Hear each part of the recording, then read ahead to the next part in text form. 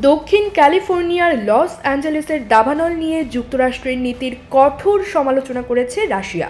দেশটির পররাষ্ট্র মন্ত্রণালয়ের মুখপাত্র মারিয়া জাকারোভা সরাসরি অভিযোগ করে বলেছেন, যুক্তরাষ্ট্র বারবার চীনকে জোরপূর্বক শ্রম ব্যবহারের অভিযোগে অভিযুক্ত করলেও নিজেরাই ৩৯৫ জন বন্দীকে দাবানল নিয়ন্ত্রণে পাঠিয়েছে। রোববার ১২ জানুয়ারি এক প্রতিবেদনে এ খবর দিয়েছে রুশ বার্তা সংস্থা তাস। ওয়াশিংটন পোস্টের এক প্রতিবেদনে উল্লেখ করা হয়েছে, California department of corrections and rehabilitation সূত্রে জানা গেছে, রাজ্য কর্তৃপক্ষ ৩৯৫ জন বন্দীকে দাবানল নিয়ন্ত্রণে পাঠিয়েছে। প্রতিবেদনে আরও বলা হয়েছে, এদের মধ্যে বেশিরভাগই ছিল ছোটখাটো অপরাধে দণ্ডিত ব্যক্তি।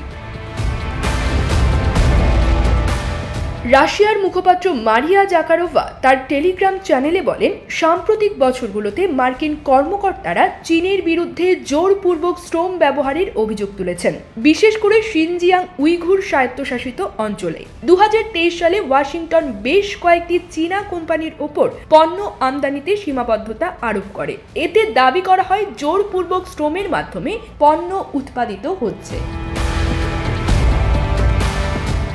জাকারোভা প্রশ্ন তোলেন, এই পরিস্থিতিতে কি কংগ্রেস ক্যালিফোর্নিয়া কর্তৃপক্ষ বেসরকারি কোম্পানি এবং সাধারণ আমেরিকানদের বিরুদ্ধে বন্দীদের শ্রমিক হিসেবে ব্যবহারের জন্য নিষেধাজ্ঞা আরোপের বিল তৈরি করবে?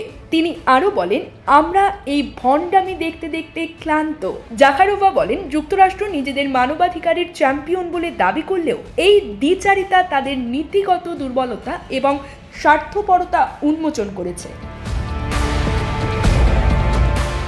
রুশ মুখপাত্রের ভাষ্য, অন্যদের দোষারোপ করে নিজেকে ধোয়া তুলসী পাতা বলে তুলে ধরার এই নীতি শুধু ভণ্ডামি নয়, এটি আন্তর্জাতিক পর্যায়ে নৈতিক দেউলিয়াত্বের চিহ্ন।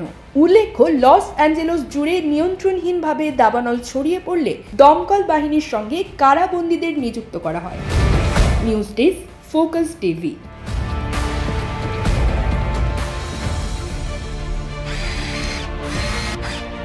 আলোতে থাকুন, ফোকাসে থাকুন, হাত রাখুন প্রজন্মের হাতে।